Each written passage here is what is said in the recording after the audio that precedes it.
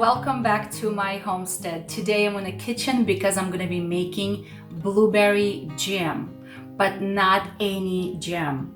See, about a year ago, a friend of mine came over and she brought her blueberry jam to me, blueberry peach jam, and I absolutely fell in love with it. It was so good. And I asked her for a recipe. Unfortunately, she made it up and she never wrote it down. So therefore, I needed to my own recipe for peach jam. So, super simple ingredients, super simple, and as long as it's in season and they're ripe and they're delicious, that's all you need. So let me show you the ingredients we're gonna be using today. Also, I'm gonna share my method of making a jam, which is a little bit old-fashioned. That's how my mama used to make. It's nothing quick. Instead, it's gonna be slow and with patience, but it's not gonna call for any thickener. No pectin or any other thickener. It's going to be thick on its own because of the process of making it. So let me show you guys. So here I have my blueberries, and I'm going to put them all in a very large container. All right, I'm going to put that in layers, and I'm going to sprinkle some sugar in between. This is white cane granulated sugar. Okay, I'm gonna keep doing that.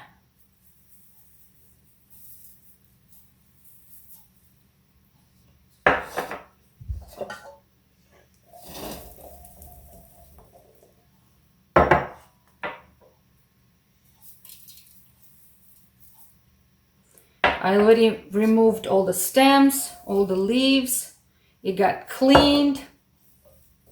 All right, so the blueberries are here, okay? And here are my peaches. Now, you may want to peel them if you want to, or just leave the skins on. I like the skins. I tasted them. They're nice and sweet, and they're nice and soft. So I'm just gonna twist it like this so I can remove the pit from it, and then I'm going to just cut them up into small little pieces. If you want to, you can use a cutting board, or let me move it closer here, or just chop them up into little chunks. Okay, it doesn't have to be perfect because it's going to break down in this jam. So the recipe goes like this. Are you guys ready? If you want to write this down, take out a pen and paper and write it down. Okay, sometimes people post a question under my videos and they say, what's the recipe? You know, you didn't post it in the bottom. I said, you just watch it and write it down. That's what I do when I'm learning something. So for this recipe, for blueberry peach jam, we will need 2 pounds of blueberries, and do it by weight. 2 pounds of blueberries, 1 pound of peaches, but you got to measure that already without a pit, because remember, the pit is heavy, okay? So 2 pounds of blueberries, 1 pound of peaches, and 1/4 cup of fresh lemon juice. Fresh lemon juice, 1/4 cup, 1/4 cup of lemon juice, and 1 pound of white cane sugar. All right? It's about 2 cups, but I like to weigh it. When I'm making jams, I like to weigh them on a scale. So I have this little scale that I purchased specifically when I am making jams. It's very helpful. So see, I'm cutting them up. They don't have to be very tiny pieces. You may cut them smaller. Really, it's up to you. They will break down more as they are cooking. All right, so what am I doing right now? Well, right now, this is the first step in making the jam.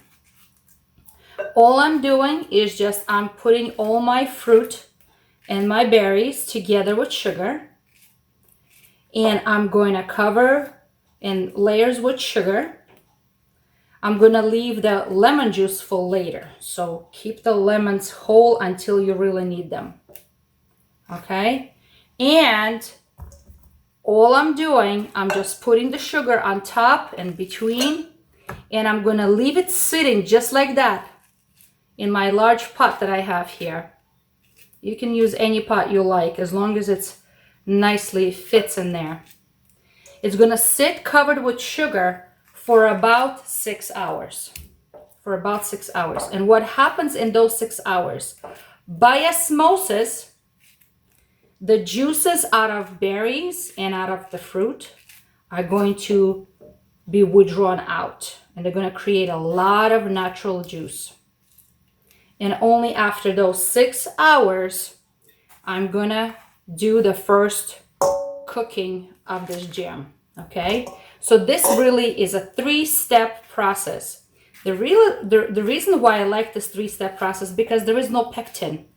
No pectin whatsoever. And yet it's going to become a very nice and thick jam. Nothing's going to be running.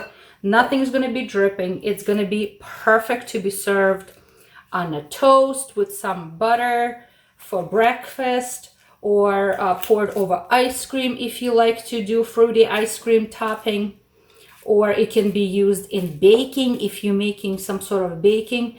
It can be used as a layers for cake layering for different flavors. It's going to be wonderful. So, but I also like to serve it in the middle of the winter because, friends, you know what? This is like the you know, the best tasting fruit right now because it's in season.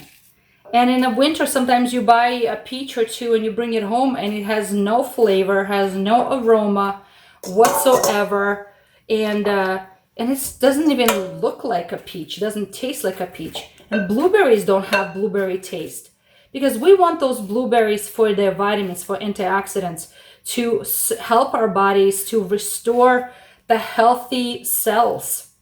So it's going to take me a little while to cut them all up. I'm not going to bore you with that.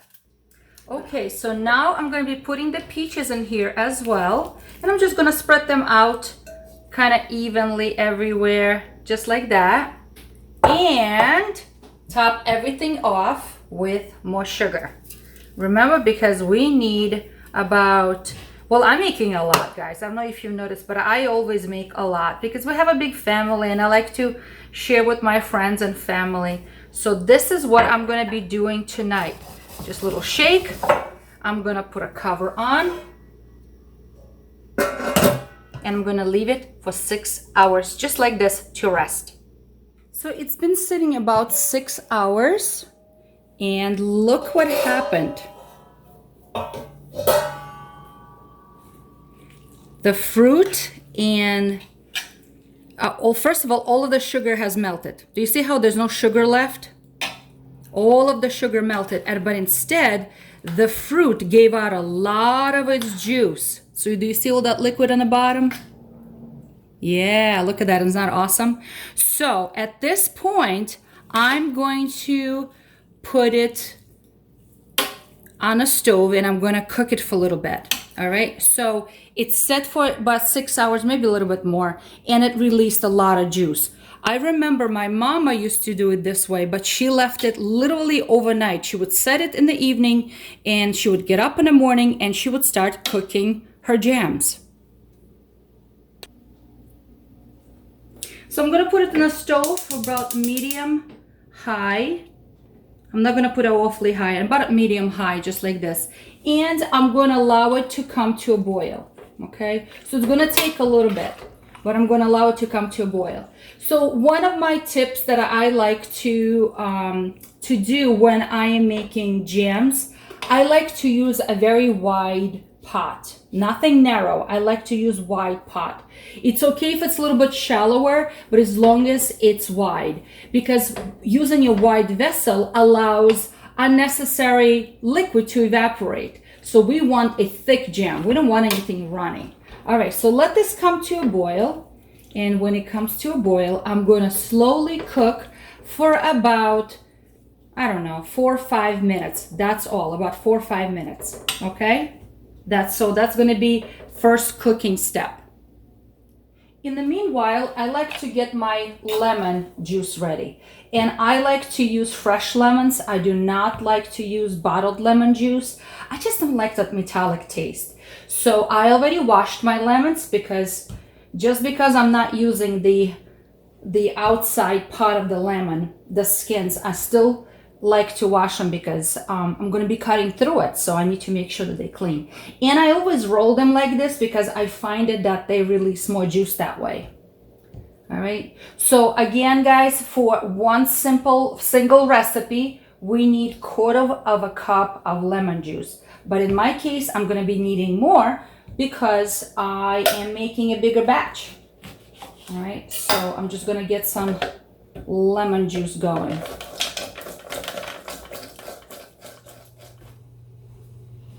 Okay, so it's been boiling now for about 4 minutes, and look how the blueberries begin to break down, and look at this beautiful color. The whole kitchen smells like summer. All right, at this point I'm going to turn off the heat and I'm going to add my lemon juice just like this. I'm going to add the lemon juice. I'm gonna give it another stir. Now listen, this is gonna be the, like as I've said to you, a very traditional way of doing it, okay? So it cooked for a few minutes. Now I'm gonna put a cover on and I'm gonna let it rest and completely cool off. Just like this, it's not gonna go anywhere. And I'm gonna let it cool off for about 8 hours until it's completely cooled off. And then I'm gonna boil it again for the second time. If you don't want to do the 2 boil method as I'm showing, it's okay to do just 1 boiling method. So right now it cooked for about 4 or 5 minutes and I turned it off, but you may continue cooking it for about 15-20 minutes to reach your desired thickness. But I like when it's cooking for the second time, it releases more of its natural pectin and it's going to be nice and thick and very aromatic. So this is why I'm going to let it cool off and cook again for the second time. Okay friends, it's been 8 hours and the jam's been sitting completely cooling off, and now I'm going to put it back on the boil for a few more minutes, and this is going to be the final boil before I put everything in the jars. Okay, so it completely cooled off. And now I just want to stir this, take a look at it. It's still quite runny.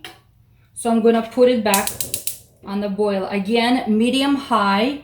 I'm going to bring it to a boil and I'm going to let it boil for about 10 minutes. And I'm going to check to see if the thickness is to my liking. If the thickness is not where I want it to be, I'm going to continue slowly boiling. But I'm not going to take that froth. You know, a lot of people say remove that froth that forms when you're making a jam. I will not, because that is actual pectin that the fruit is creating themselves. So I'm going to leave it there, okay?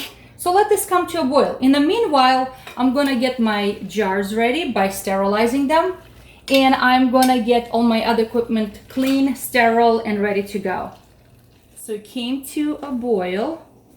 And I see a lot of froth forming in the top. I'm not going to skim it. I'm going to leave it just like this. I'm going to gently stir so nothing sticks to the bottom. And I'm going to leave it on medium-low heat. And I'm going to just gently cook it for about 10 minutes. And then I'll check on it in 10 minutes. Okay, this has been boiling for about 10 minutes. And I need to check on it to see if it's getting thick. So right now it looks very runny, right? Because it's very hot. But when it cools off, it should get thicker. So I need to check to see if it's in a good place. So I have a little plate that I'm keeping in my freezer. I'm gonna take it out.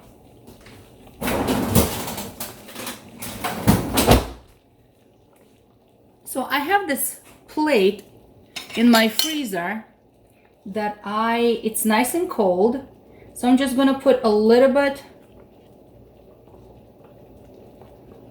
on it. Okay. And I need to test to see if it's ready or not. So What I need to do is it's cooling off pretty fast because it's on a cold plate. So I need to run my finger right through the middle. If it's running back together, then it's not ready. But guess what? Do you see the line stayed clear? That means that the jam is ready. It's still very chunky. Do you see how chunky it is? And if you guys like, you can put a blender, like a handheld blender of some sort, to pulverize it all and make it all smooth. But I like it a little chunky. So guess what? I'm not gonna do that. So it's been 10 minutes, a little bit, few more minutes more. I'm gonna turn off the heat and I'm gonna start putting them in the jars. My favorite time. It smells so good. Goodness gracious. So the jars are very hot because I just sterilized them. So be careful putting hot jams in cold jars. They can crack and you would lose a lot of goodness. So I'm gonna leave about 1/2 inch of headspace. And I'm gonna go to the next. And I already have a water bath canner going. So it will be boiling hot for us to process these little pints. All right. And then just think about it in the middle of the winter when it's freezing cold outside and we have lots of snow here in New England. You can open this up and serve it over your pancakes. Saturday morning, Sunday morning for your family. Or you can put it on your toast. Sometimes I just like to have 1 spoon or so when I am drinking hot tea. That's also good. All right, so I'm just gonna keep filling them up, guys. Okay, before I put the lids on, I like to take a paper towel, just wet paper towel, and just run on the edges to make sure I don't get any left on the rim of the jar before I put the lids on, because I want to make sure we have a good seal. Okay, so remove any jam, any sugar, anything that might be there, because we want to have a safe seal. Okay, and now I'm just gonna put my hot lids on and rings on. The new instructions for the lids say you don't have to boil them anymore, but I still like to make them hot because I find that they seal better. Okay, and again, everybody has their preference, and this is my preference. And I'm gonna make them finger tight. I need some sort of a towel here. Finger tight, just like that. Okay, not overly tight. All right, so now I'm just gonna put everything into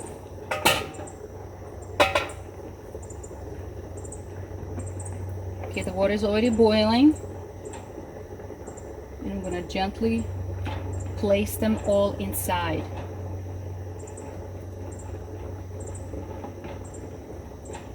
So it's very important that for water bath canning, that the water will cover the jars at least 1 inch above the lids, okay? So they're completely under the hot boiling water. And these are my little pints, and I'm gonna process them for 15 minutes.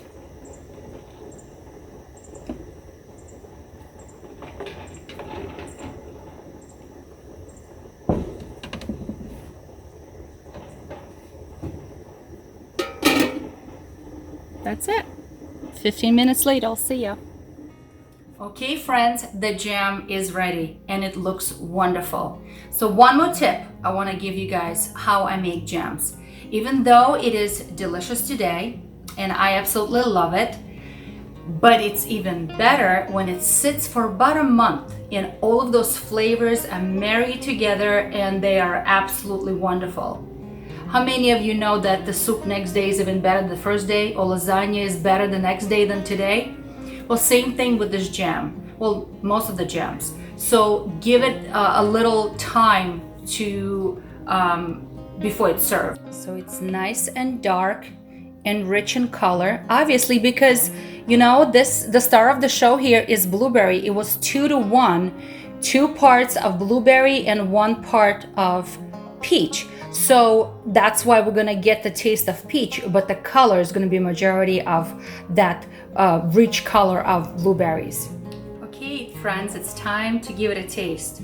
And I have this beautiful gem crystal container that I have. Anybody else grew up with this? Let me show you guys closer.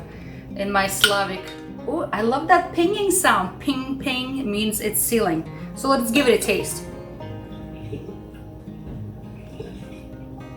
It's heaven. It's blueberry peach heaven.